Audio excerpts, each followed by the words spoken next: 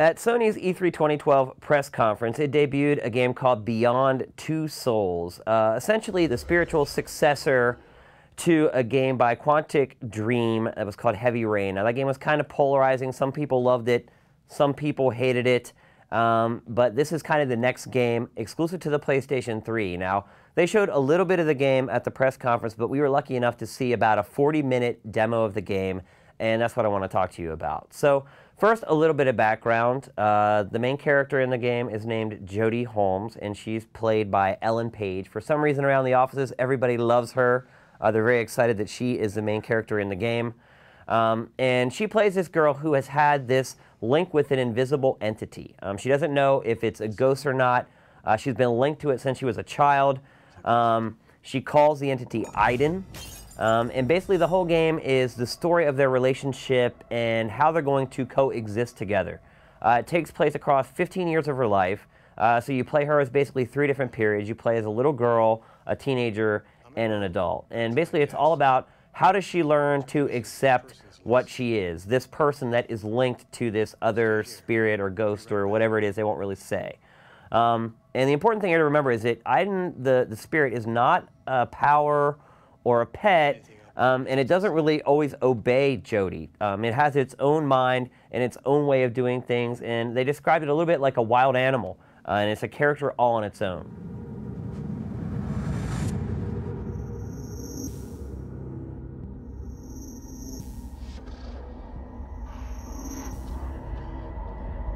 I know. They're coming. So he said there's basically a few things that they're going for with the story, and what he said was that there was growing, death, separation, warning, and then the big question that they're trying to answer with the game is what is on the other side? What is beyond? She's basically confronted with her entire life, and she's trying to figure out, you know, what is on the other side. And when they got Ellen Page, they were trying to find somebody who could embody the role, somebody who is very similar to the person that they are trying to portray in the game. They did the performance capture with her entire face and voice at the same time, which is the same tech that you'll see in James Cameron's Avatar.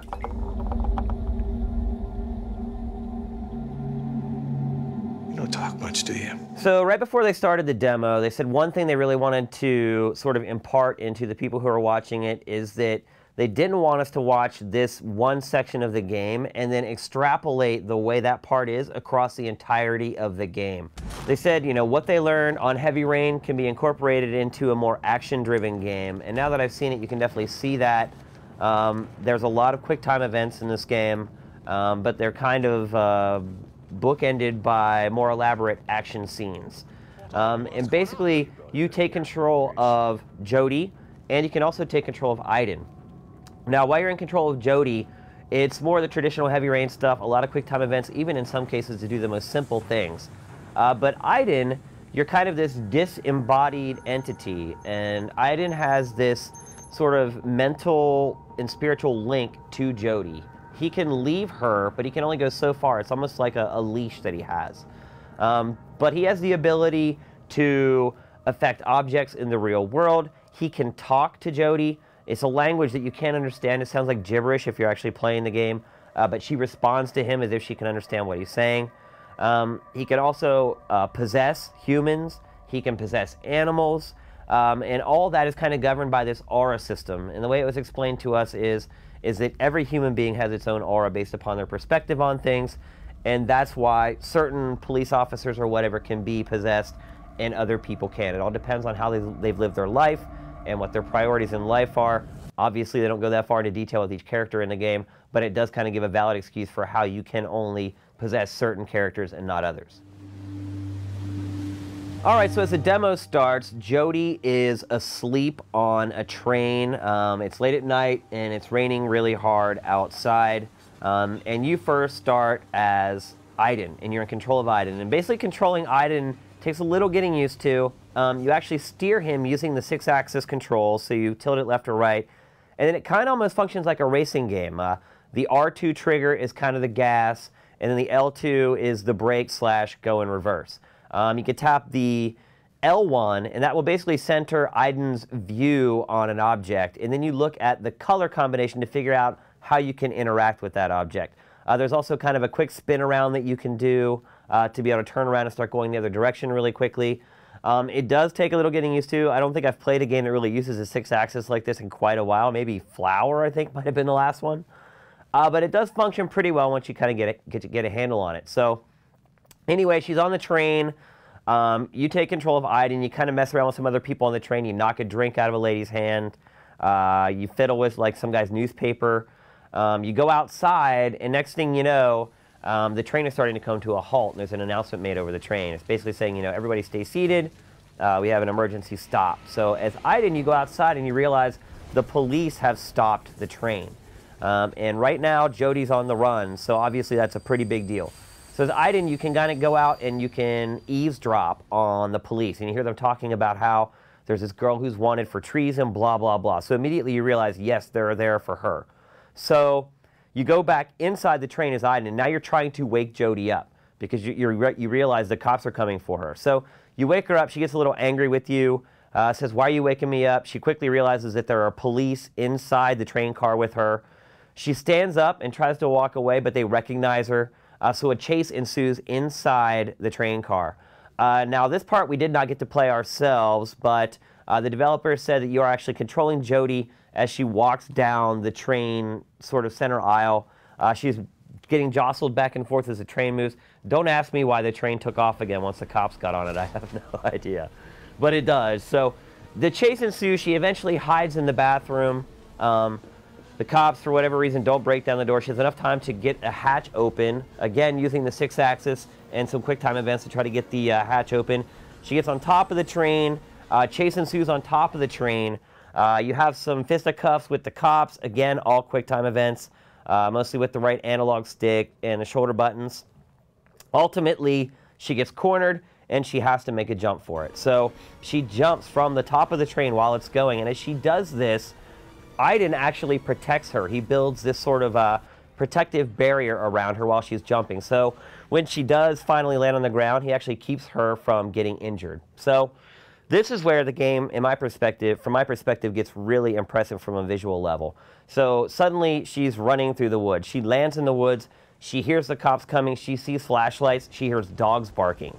So she takes off running through the woods. And I have to say that throughout this entire demo, I never saw Jody move the same way. I never saw her walk the same way, run the same way. She's constantly reacting to her environment, but again, lots of quick time events as she tries to evade them through the forest. Eventually, the dogs catch up to her. Again, more quick time events. She smashes one of the dogs in the head with a rock. Eventually, the dogs run off. She ventures through the woods some more. She comes to a big cliff face, climbs the cliff face. Just as she gets to the top, the cops catch up to her. They're like, oh, she could never climb up this, and they give up. Well, she looks up above. There's the road again, and there's a roadblock with cops. So what she says, Iden, take care of this. So basically what you do is you go up as Iden onto the road, and they showed us several ways that you can handle this. There's a motorcycle sitting up there. You can go up and possess one of the cops. One time, the cop got into a truck and started going back and forth, like ramming it between the guardrails. Another time, he took a gun and just started randomly shooting into the air.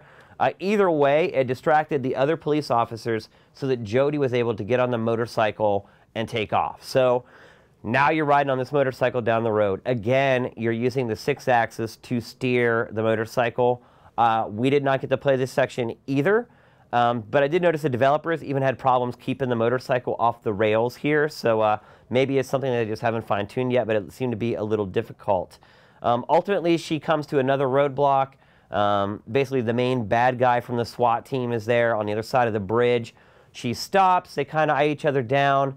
She again calls on Iden and says, look, you're going to need to help me here. So she just basically floors the bike. She goes running right at the roadblock, and Iden basically blows all the cars out of the way.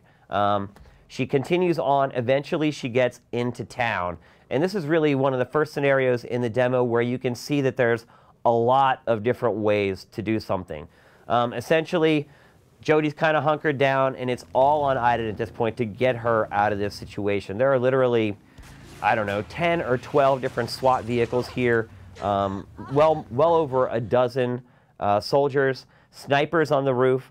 Essentially what you do is you create distractions by possessing cars and then flipping them upside down, or by possessing the SWAT team members and either having them shoot other SWAT team members, shoot themselves, which you can get them to do, or you can take control of the sniper on the roof and just clear people out. So eventually you get to the point where you need to kind of possess this clock that's at the square.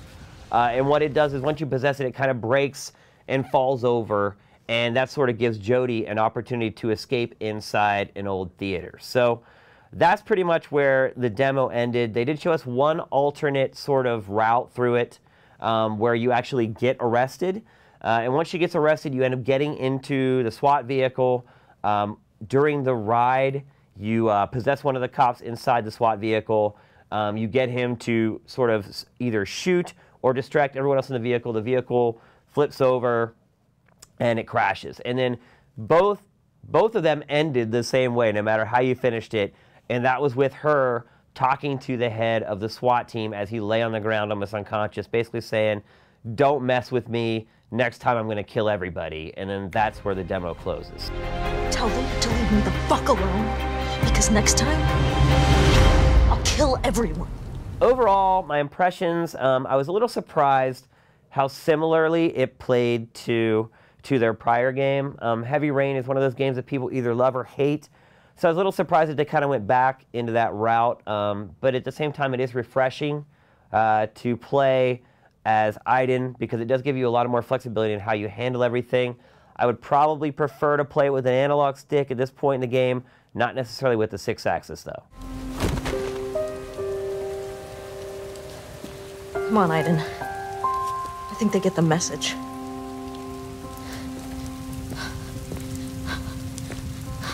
There was a short Q&A session after the demo, and a couple questions that were asked were pretty good. One asked if there would eventually be move support in the game. They mentioned that that would be a possibility. Someone asked what happens when Jody dies. They said that she cannot die in this game, in fact. She will not ever die, unlike Heavy Rain. And if you fail the story, it just takes the story on to a different route and it continues on. And then I asked them, actually, when we did an interview, how far it kind of strays off the beaten path and if ultimately it does diverge into this sort of main arc. And they said that there are multiple endings in the game that change pretty drastically, and that while certain threads do kind of ultimately come back to the main plot, there are some towards the end of the game, and again, a lot like Heavy Rain, where at a certain point when you start cracking away, you keep going off in that direction to get your unique ending. So in a lot of ways it's like Heavy Rain, but I do feel like it has its own twist with Iden, and you guys should definitely look out for it exclusively for the PlayStation 3. They have not announced a release date yet.